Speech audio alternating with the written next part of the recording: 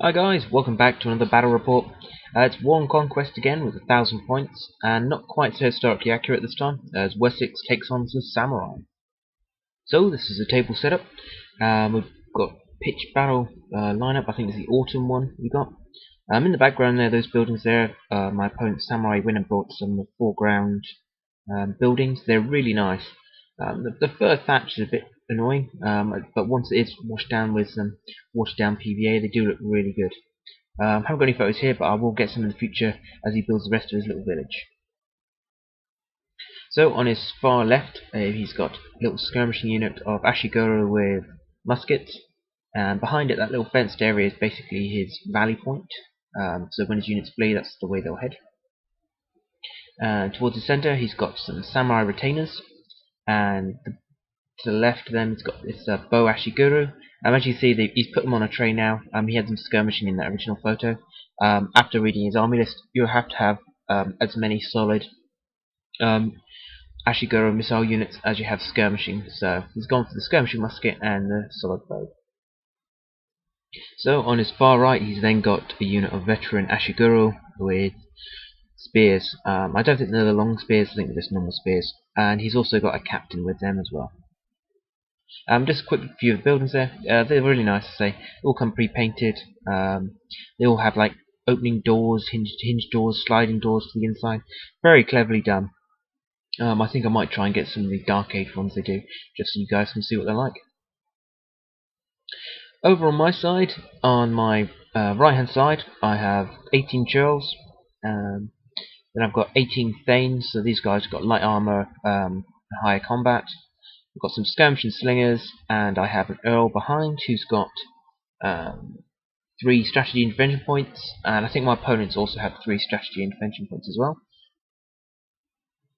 And on my left, I have 8 mounted thanes, another 10 skirmishers, 18 churls, and behind that you see my little rally point.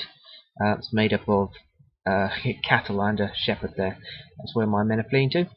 And in behind, you can see those little pill-shaped bases there. They've got shields on. That's just to represent my units in shield wall, so I can tell easier which units are in, which units are not in shield wall. And my opponent gets first turn, moves up as you can see, and he also has a few shots off with his bowman there. Managed to kill one of my skirmishers. I should say I won the roll off to go first, simply because I want the second turn. Because all I wanted to try and do is push my cavalry up, as you can see here, and then use my strategy and invention points to win the roll off the next turn, and then go first. So I should be able to charge without taking any casualties to my cavalry there. Well, that was the plan, and the plan worked. So ideally, I'll go through these bowmen, and that should put my cavalry behind the lines. By the way, I should mention that the random mission objective that I've got for this is to have a unit in his deployment zone while having no units in my deployment zone. So I'm just pushing up as you see here. And unfortunately, things go terribly wrong with my cavalry. I should really get used to the fact that these aren't charging knights. Obviously, been playing Warhammer Fantasy for too long and used to small units of knights relatively easily breaking other units. I went in there and did 0 casualties with my almighty 4 attacks. Thinking about it, there was no chance I could really win it. Even with the better armor, I'm down on attacks here. In the first round of combat, you fight with only your front rank, but in the following rounds of combat, you can fight in 2 ranks. Obviously, you've got spears, you can fight in 3. So I was down on attacks anyway, even though I had slightly better armor. But as you see, I went in here and I took casualties, but luckily I stood. Also, you can see my guys there. You can't quite see there's little markers in front of them. My guys went into shield wall. What was I thinking? My churls on the right here, I'm pushing them towards the musketmen. I'll put them into shield wall to protect them, fully knowing that those muskets have AP2 at short range, which means it completely denies the fact that I've got any kind of armor at all. So me being in shield wall has no strategic advantage. Knowing this, now, I even kept them in shield wall and carried on slowly marching towards my enemy. Now if I just charged them, they're a skirmishing unit, so they have to flee. Not only that, they can't shoot and flee because muskets take too long to reload. So what I should have done is not worried about the shield wall at all and ran at them and drove them off. But nope, I stood there, and as you can see, I'm being shot to bits here. Dear. As you can see, things are looking something like this at the moment, and I believe, just trying to find my previous picture here, I've lost another cavalryman, another mounted Thane's dead, but I did kill one bowman. But I stood. Obviously going to lose that battle now, and that's just left the gaping hole in my lines. So I've run my skirmishers up, and I'm rapidly trying to fling some stones at these incoming units just to give me the advantage of numbers in the combats. Maybe I can get a rank up on them or something like that. Oh dear, as you can see here, also in this game, if your units ever fall below their minimum unit strength, which is 6 for infantry, 4 for cavalry, they're immediately removed, they're just scattered and countless destroyed. And he does enough to wipe out my cavalrymen, so they are destroyed there and then. So things are looking like this. As my clever men try desperately plod forwards in shield wall against these muskets, I lose a couple more. I was a bit lucky here, I only lost 2. My poor chaps here have been told to go into shield wall, march towards the muskets as these musket balls are penetrating their shields and not doing anything to help reduce the damage here. Also, I should mention, after the combat, one of my skirmishing units did flee from the destruction of my my cavalry, but they did rally, which was good. Other than that, we're looking something like this. My opponent doesn't want to move forward too much. He's trying to get some extra shots off with his musketmen. He's going to turn them onto my Thanes. But my slingers on the right hand side there did manage to get a couple of shots off and killed another 1 or 2 samurai. So I have the advantage of a rank at the moment, so that's always good. So my opponent goes into combat finally, and I've got a pretty even chance of doing some damage here. Especially against the Thanes, I was quite happy with that. I've got a 4-up arm save, and I have a rank on him, cancelling out his charge. So with me fighting in 2 ranks due to having spears as well, I should win that combat. And with the veteran Ashigura as well, again I'm in shield wall, so I've got better armor, I've got a better rank, and I'm fighting in 2 ranks. Things should go well there as well. After the combats, both take some casualties. Down here, as expected, my Chulls are winning the combat against the Ashiguru. They hold there. And against the Samurai, I did extremely well. Say extremely well, I killed 2 off, I think, for the loss of 1. So I was happy there and won that combat. And they passed the morale check relatively easily. In this game, formed up units get to have 3 dice for morale checks, unless they're either undisciplined or in like skirmish formation, until they're half or less of their unit strength left, which is really good because big units actually stand and fight and they don't get scattered so easily, which I really like. Now, unfortunately for me though, my Churls forgot how to fight this turn. Though they did kill 3 Ashigura off, but he just blitzed me this round.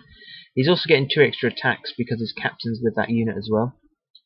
So he probably did outnumber me on attacks, maybe. But yeah, blitzed my unit, and I just left my general outside of his leadership bonus, and there, they broke and fled. So that's them wiped out. So realising their shields are crap, they've thrown them to the side and just charged at the Ashiguru with muskets, and actually did what they're supposed to do, and they pegged it. And if I don't say later on, they do fail to rally. In the centre of the table, I move my slingers up and start laying some shots into the Ashiguru bowman there. I only clink off 1, I think. That was a lie, because my next picture clearly dictated that there was 2 that went missing. Which was unfortunate. If I just killed 1 more, they would have been below their minimum unit strength and would have just scattered anyway. But morale check, and unfortunately they do pass. So, the samurai combat, I actually defeated the samurai. My extra ranks, better armor because of my shield wall, paid off. Even though they were fighting with the AP1, samurai have an option. They can fight in 1 of 3 ways. They're able to reroll all their to hit dice, reroll all their to wound dice, or fight with AP1. My opponent chose to fight with AP1. So we're pretty equally matched there. but the spears just gave me a few extra attacks, and I managed to beat up the samurai. Also down the bottom, the Ashiguro there, spearman, is just a few more men. I think my slingers were having some pot shots, hoping to destroy them before they do anything else, just in case their mission was to capture my rally point or something. So we're looking something like this at the moment. I'm just pushing forward with my troops. The Ashiguro have turned around down the bottom, the spearmen there, so obviously they're not going for my camp, which I was pretty happy about. And as I say, my mission was to get into the enemy's objective. Sorry, deployment zone was my objective, and I should have my units in there by the last turn, which was ideal. He also moved his Ashiguro bowmen around to have some pot shots at my spearmen, because he only had to cause one wound, and that would have removed those spearmen. So I'm pretty glad he didn't. And this is the last photo of the game.